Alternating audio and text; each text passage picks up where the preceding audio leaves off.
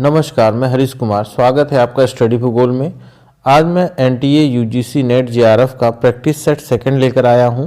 इस practice set में कुल 100 प्रश्न हैं। फिर से प्रत्येक इकाई से 10-10 प्रश्नों को लिया गया है। इस प्रैक्टिस सेट को मैंने अपने टेलीग्राम चैनल पर एक हफ्ते पहले ही डाल दिया था। इसका पीडीएफ आप टेलीग्राम चैनल पर जाकर डाउनलोड कर सकते हैं, जिसका लिंक डिस्क्रिप्शन बॉक्स में दिया गया है।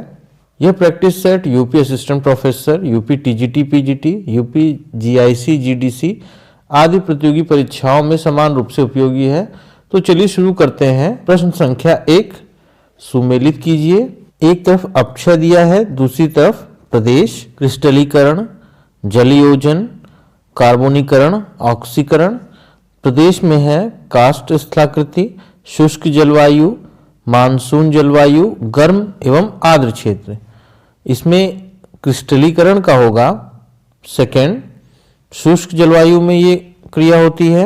जलयोजन का होगा मानसून जलवायु, कार्बोनीकरण का होगा काष्ठ स्थलाकृति और ऑक्सीकरण का होगा गर्म एवं आर्द्र क्षेत्र। क्वेश्चन नंबर 2, सामान्य दशाओं के अंतर्गत निम्नलिखित में से कौन सा एक नदी क्रिया का सही क्रमिक विकास है? ऑप्शन है जलप्रपात, नदी वेदिकाएं, गोखुर झील, डेल्टा। दूसरा ऑप्शन है नदी वेदिकाएं, गोखुर झील, डेल्टा, जलप्रपात। तीसरा है गोखुर झील, डेल्टा, जलप्रपात, नदी वेदिकाएं। और चौथा ऑप्शन है जलप्रपात, गोखुर झील, नदी वेदिकाएं, डेल्टा। इसका उत्तर ए होगा।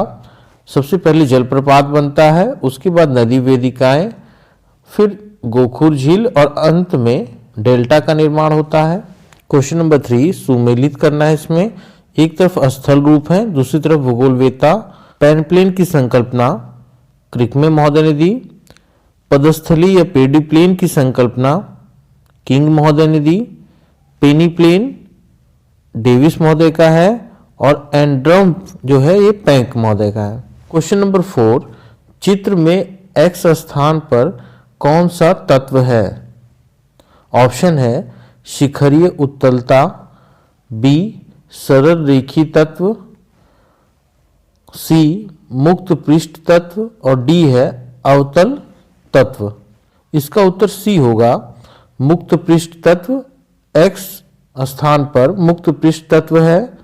सबसे ऊपर शिखरीय उत्तलता होती है, उसके बाद मुक्त पृष्ठ तत्व, उसके बाद सरल रेखी तत्व और अंत में होता है अवतल तत्व। क्वेश्चन नंबर 5 सुमेलित कीजिए। एक तरफ सिद्धांत पुस्तक दी हुई है, दूसरी तरफ भूगोलवेत्ताओं के नाम है। अवर मोबाइल अर्थ ये डेली महोदय की है। पर्वत निर्माण का संकुचन सिद्धांत ये डाना तथा इली ब्यूमाउंट महोदय की है। The history of the earth ये जोली महोदय की है। सागर नीतल प्रसरण सिद्धांत ये हैरिहंस महोदय ने दिया था। अगला प्रश्न है विषुवत रेखा से ध्रुवों तक वायुदाब पेटियों का सही क्रम है। ऑप्शन ए है विषुवतीय निम्न, उपोष्ण उच्च, ध्रुवीय उच्च, उपध्रुवीय निम्न। ऑप्शन बी है विषुवतीय निम्न, उपध्रुवीय निम्न, ध्रुवीय उच्च, उपोष्ण उच्च। ऑप्शन सी है विषुवतीय निम्न, उपोष्ण उच्च, उपध्रुवीय निम्न और ध्रुवीय उच्च। ऑप्शन डी है विषुवतीय निम्न, उपध्रुवीय निम्न, उपोष्ण निम्न, ध्रुवीय उच्च। इसका उत्तर सी होगा। सबसे पहले विषुवतीय रेखीय निम्न वायुदाब की पेटी पाई जाती है, फिर उपोष्ण उच्च वायुदाब की पेटी, उपध्रुवीय निम्न वायुदाब की पेटी और ध्रुवों पे उच्च वायुदाब की पेटी पाई जाती है। क्वेश्चन नंबर 7 भारतीय मानसून के संदर्भ में निम्नलिखित में से कौन सा कथन सही नहीं है? पहला ऑप्शन है प्रत्येक 6 महीने के बाद पवन का पूर्ण उत्क्रमण होता है, ये सही है। हिमालय के कारण वर्षा वितरण प्रभावित होता है, ये भी सही है। भारतीय मानसून एक भूमंडलीय पवन है और ऑप्शन डी इसमें है तिब्बत के पठार मानसून के आगमन को प्रभावित करते हैं, ये भी सही है।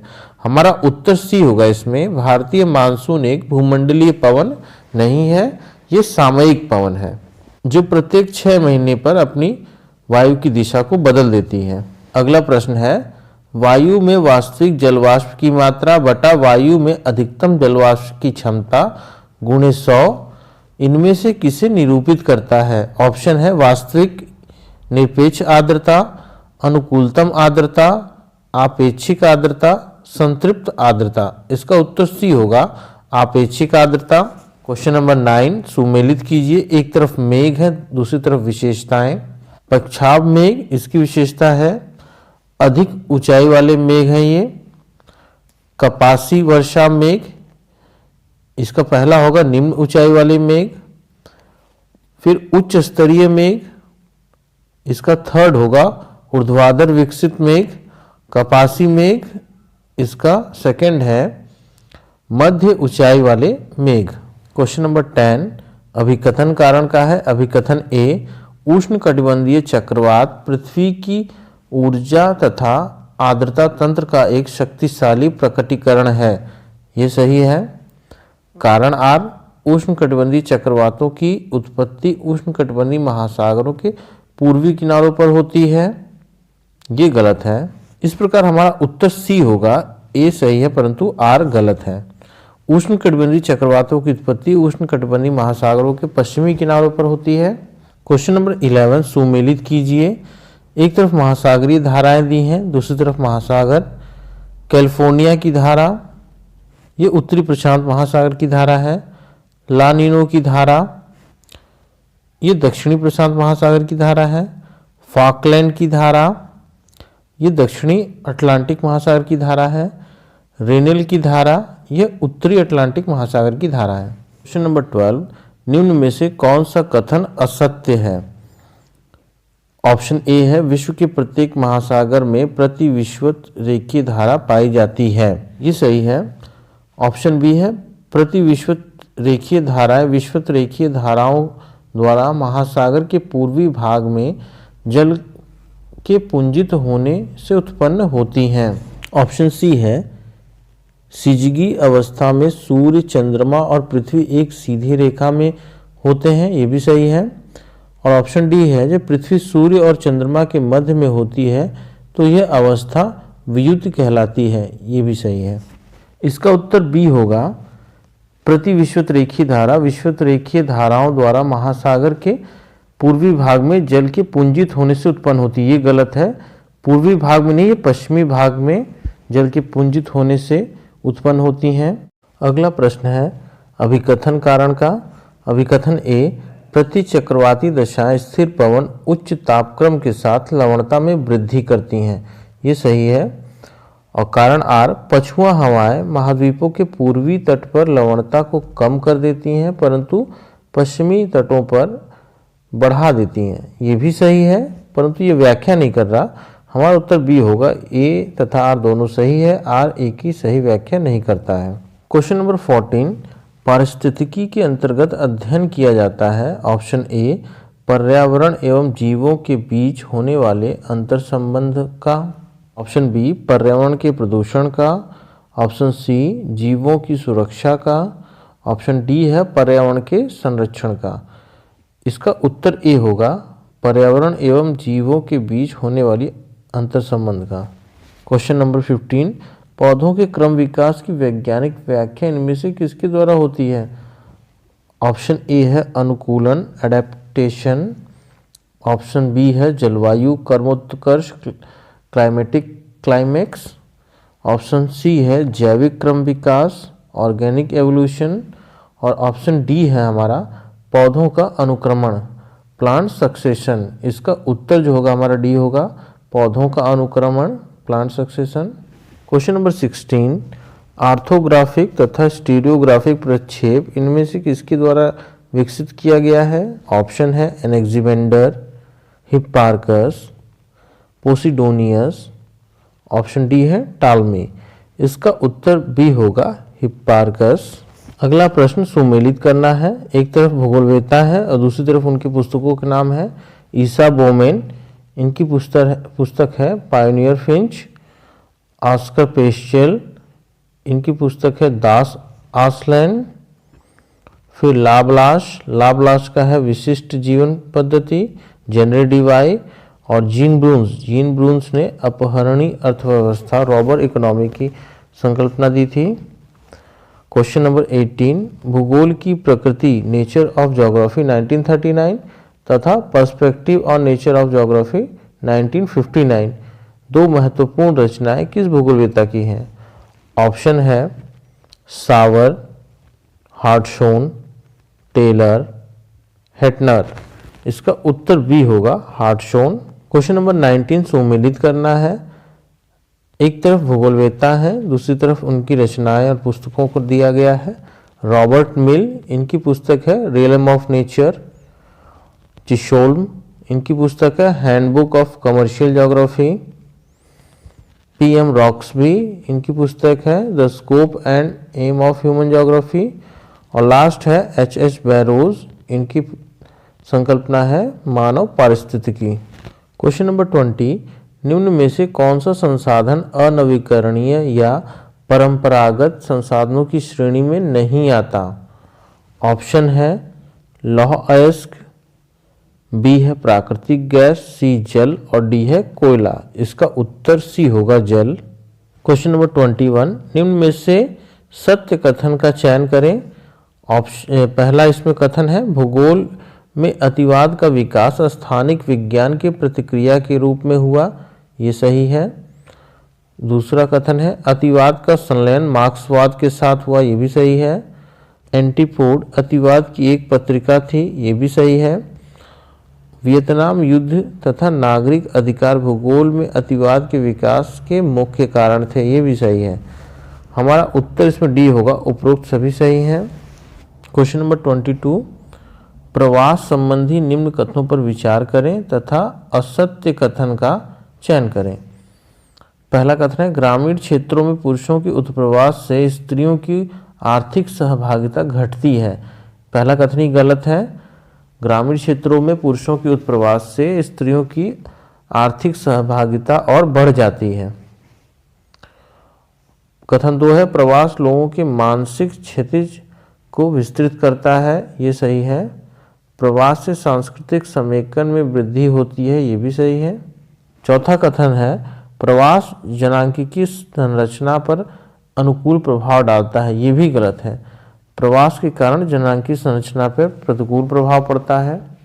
इस प्रकार इसका उत्तर डी होगा, 1 और 4 असत्य है। क्वेश्चन नंबर 23 सुमेलित कीजिए। उत्प्रवास किसी देश से बाहर की ओर जाना उत्प्रवास कहलाता है। आप्रवास किसी देश में बाहर से आना आप्रवास कहलाएगा। ऋतु प्रवास पशुओं के साथ ऋतुओं के अनुसार परिभ्रमण करना ऋतु प्रवास कहलाता है। और लास्ट है अभिगमन, इसका थर्ड होगा नगरों की ओर दैनिक यात्रा।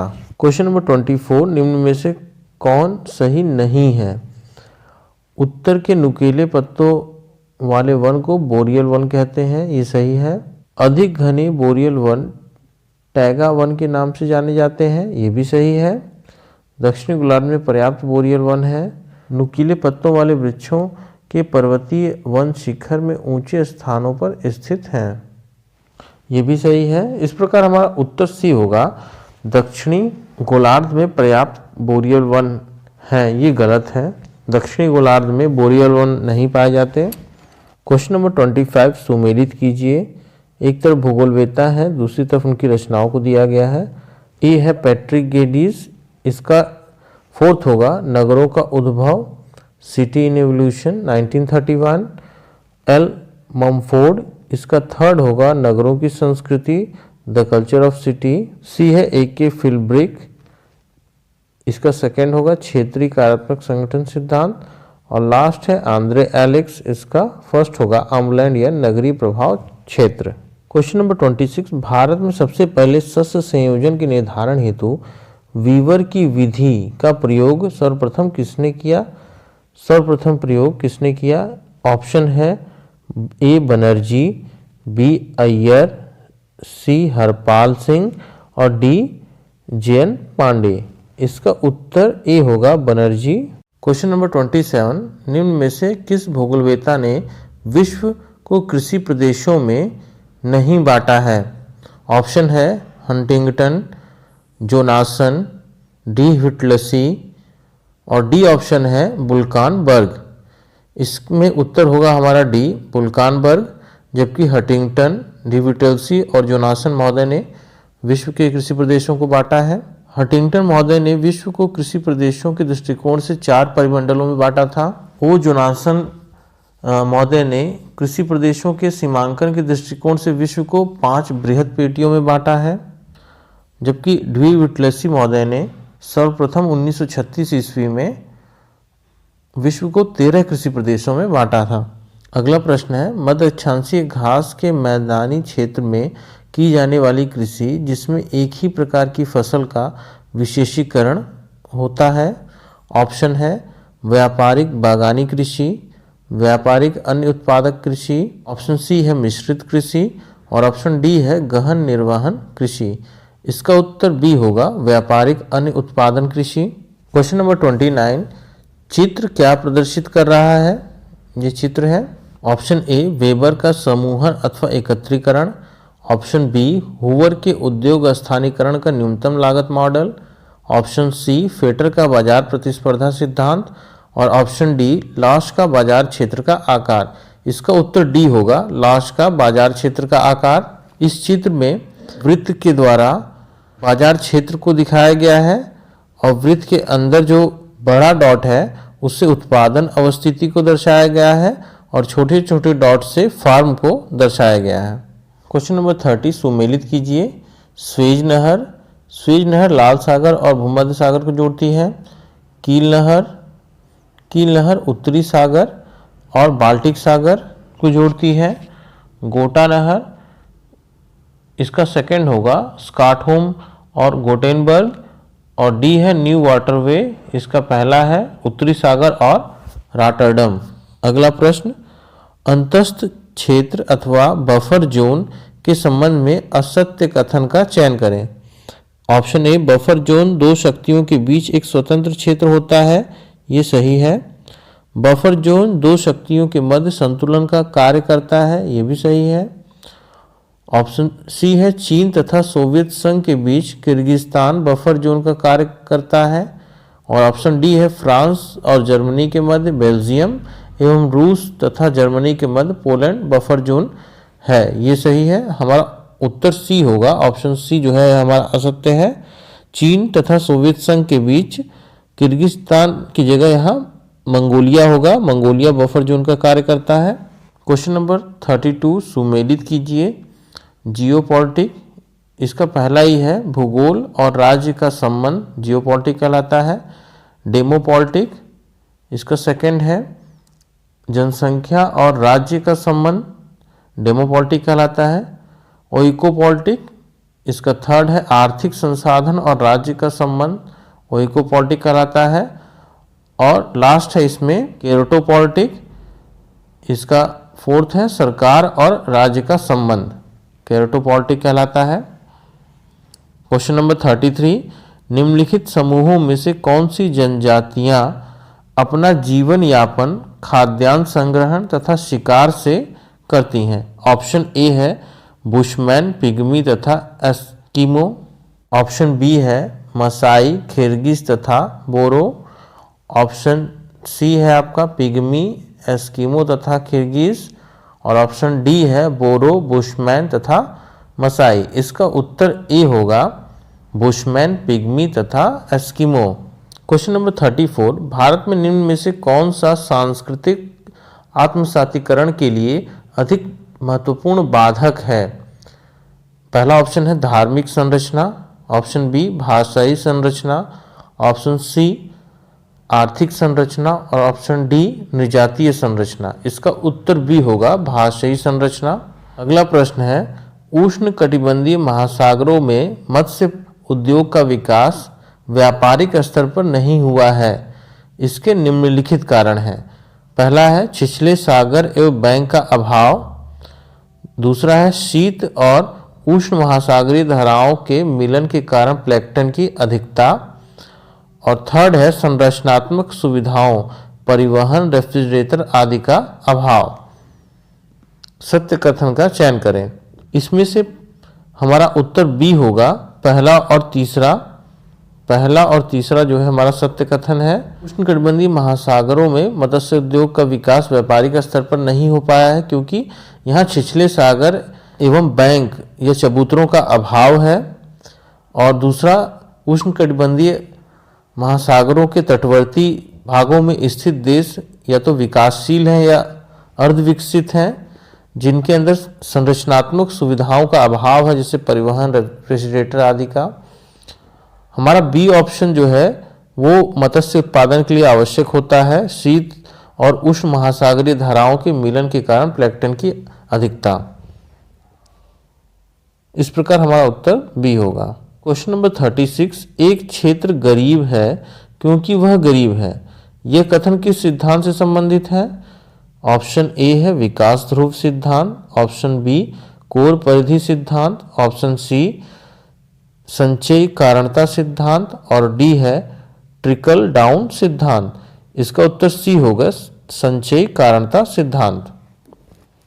अगला प्रश्न, नगर नियोजन में समीपस्थ इकाई की अवधारणा प्रतिपादित की गई थी। ऑप्शन है le Corbusier, option B Clarence Perry, option C Louis Mumford और ऑप्शन डी है फ्रैंक लॉयड राइटर। इसका उत्तर सी होगा, लुई ममफोर्ड। अगला प्रश्न देखते हैं, निम्न में से कौन सा सिद्धांत संतुलित विकास मॉडल बैलेंस्ड ग्रोथ मॉडल के अंतर्गत सम्मिलित है? ऑप्शन है हमारा लेविनस्टीन का क्रांतिक न्यूनतम प्रयास सिद्धांत, बी है रोस्टोव का आर्थिक विकास का स्तर सिद्धांत, सी है गुन्नार्ड मिडल का संचयी कार्योत्पादन के सिद्धांत और डी है हार्शमान का उच्च उत्पादकता एवं पुनर्निवेशन सिद्धांत। हमारा उत्तर इसमें सी होगा, गुन्नार्ड मिडल का संचयी कार्योत्पादन के सिद्धांत। ये संतुलित विकास मॉडल या बैलेंस्ड ग्रोथ मॉडल के अंतर्गत आता है, जबकि लेविनस्टीन का क्रांतिक न्यूनतम प्रयास सिद्धांत, रोस्टोव का आर्थिक विकास का स्तर सिद्धांत और हार्शमान का उच्च उत्पादकता एवं पुनर्निवेशन सिद्धांत जो है ये असंतुलित विकास मॉडल के अंतर्गत आता है। क्वेश्चन नंबर 39, निम्न में से कौन सा असत्य है? गतिशील प्रदेश, पश्चिमी बंगाल का डेल्टाई भाग, ये सही है। संभाव्य क्षेत्र, कृष्णा गोदावरी बेसिन, ये भी सही है। समस्याग्रस्त क्षेत्र, राजस्थान मरुस्थल, ये भी सही है।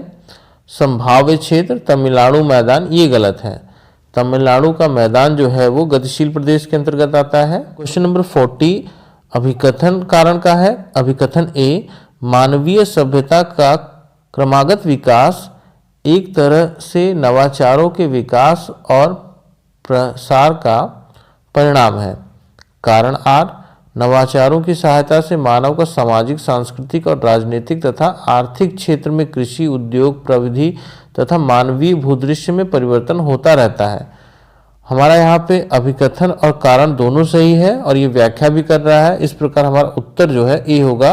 ए तथा आर दोनों सही है, आर ए की सही व्याख्या करता है।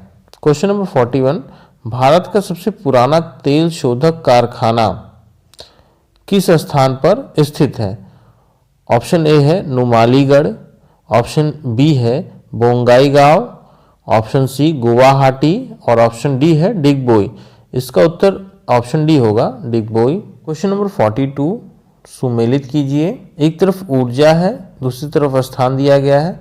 भूतापीय ऊर्जा, इसका सेकंड है मणिकर्ण, फिर बी है पवन, इसका फर्स्ट है खंभात, सी है तरंग, इसका फोर्थ है विझिंजाम, डी है ज्वारीय, इसका है भावनगर।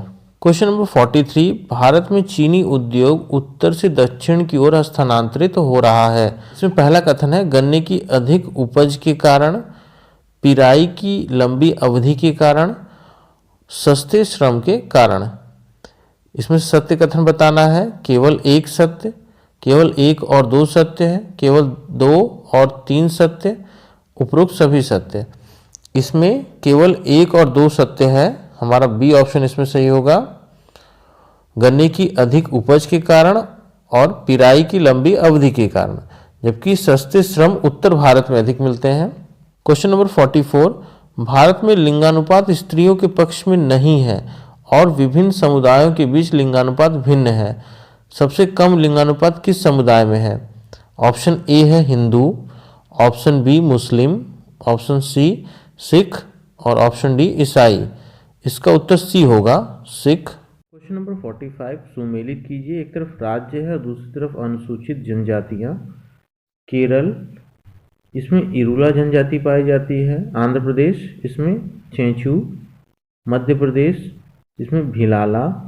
और त्रिपुरा में चकमा जनजाति पाई जाती है। अगला प्रश्न है, कैमरे के लेंस की फोकस दूरी 15 सेंटीमीटर है तथा वायुयान की धरातल से ऊंचाई 6000 मीटर है, तो वायु फोटो क्षेत्र की मापनी होगी। ऑप्शन है, एक संबंधित 40,000, एक संबंधित 30,000, एक संबंधित 20,000, एक संबंधित 10,000। इसका उत्तर ए होगा, एक संबंधित 40,000। क्वेश्चन नंबर 47, निम्न में से सत्य कथन का चयन करें। आर्गोग्राफ, किसी क्षेत्र की फसलों के क्षेत्रफल व वर्धन काल का उस क्षेत्र की जलवायु, ताप, वर्षा आदि से संबंध प्रदर्शित करता है। ये सही है। क्लाइमोग्राफ, किसी स्थान के औसत आर्द्र बल्ब तापमान, वेट बल्ब टेम्परेचर एवं आपेक्षिक आर्द्रता, रिलेटिव ह्यूमिडिटी आंकड़ों को ग्राफ पर दिखाया जाता है। ये भी सही है। तीसरा है हमारा हीदर ग्राफ, इसमें औसत मासिक तापमान व औसत मासिक वर्षा के मूल्यों को क्रमशः कोटियों व भुजों के रूप में अंकित करते हैं। ये भी कथन हमारा सही है। हमारा उत्तर इसमें डी होगा, उपरोक्त सभी सत्य हैं। अगला प्रश्न है, 2 इंच बराबर 1 मील दिए गए मापक पर निरूपक भिन्न RF क्या होगा? ऑप्शन है, एक संबंधे 31,680, एक संबंधे 62,360, एक संबंधे 63,360 और एक संबंधे 1,26,720। का उत्तर ए होगा, एक संबंधे 31,680। मानचित्र पर 2 इंच धरातल के 1 मील को दर्शा रहा है, अर्थात 1 इंच की दूरी आधे मील को दर्शा रही है और 1 मील में 63,360 इंच होता है। इस प्रकार आधे मील में 31,680 इंच होगा और हमारा उत्तर एक संबंधे 31,680 होगा। क्वेश्चन नंबर 49, सुमेलित कीजिए। एक तरफ माना रेखीय विधि दी गई है, दूसरी तरफ मानचित्र। ए है हमारा कोरोक्रोमैटिक, इसका सेकंड होगा भू आकृतिक विशेषताएं। बी है हमारा वर्ण प्रतीकी, इसका थर्ड होगा प्रारंभिक अक्षरों का उपयोग। सी है हमारा सम्मान रेखा, इसका फर्स्ट होगा समोच्च मानचित्र। और लास्ट है हमारा संभार समघनत्व, इसका फोर्थ होगा जनसंख्या घनत्व। क्वेश्चन नंबर 50, निम्नलिखित कथनों पर विचार करें तथा सही उत्तर के कूट को चुनें। पहला कथन है हमारा, मरुस्थल, दलदल, पहाड़ी तथा पर्वतीय क्षेत्र को जनसंख्या मानचित्रों पर नकारात्मक क्षेत्र, नेगेटिव एरियाज कहा जाता है। ये सही है। बिंदु विधि, डॉट मेथड किसी मानचित्र पर जनसंख्या विभाजन को दर्शाने के सबसे उपयुक्त तकनीक है। ये भी सही है। बिंदु विधि का उपयोग आयु तथा लिंग संयोजन को दिखाने के लिए किया जाता है। और चौथा कथन है हमारा, बिंदु मानचित्र को सम्मान रेखा के मानचित्र में अंतरित नहीं किया जा सकता। ये भी सही है। हमारा तीसरा कथन जो है वो असत्य है। बिंदु विधि का उपयोग आयु तथा लिंग संयोजन को दिखाने के लिए किया जाता है, ये गलत है। आयु तथा लिंग संयोजन को दिखाने के लिए पिरामिड आरेख का उपयोग किया जाता है। इस प्रकार हमारा उत्तर बी होगा, 1, 2 और 4 सही है।